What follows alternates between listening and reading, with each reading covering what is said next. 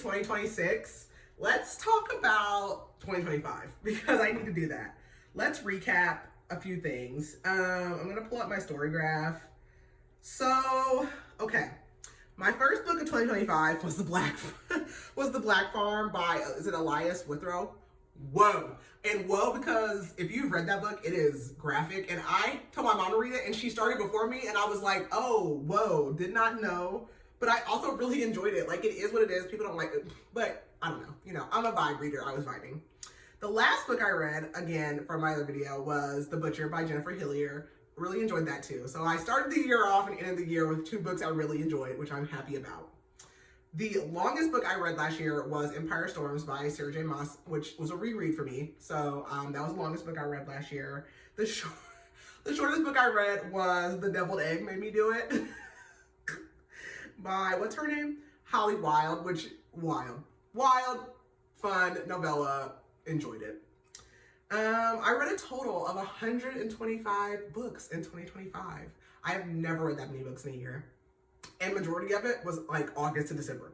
I read 13 books in December, 21 books in November, 20 books in October.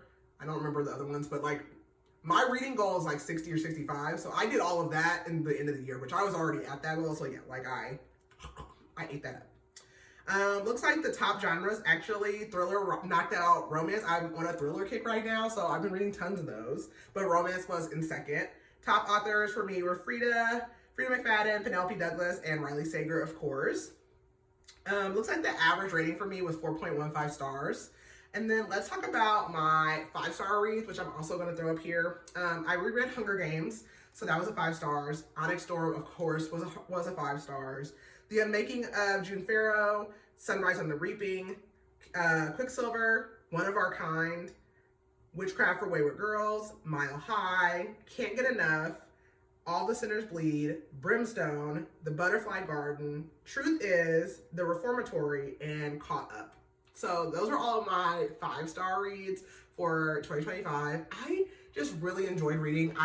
Because we did the podcast, I kind of got in a slump where like, cause I was taking notes. I don't really take notes for the podcast anymore. So if you listen to us, it's kind of just like a free for all what we remember, but I enjoy it cause I can just listen and enjoy books now.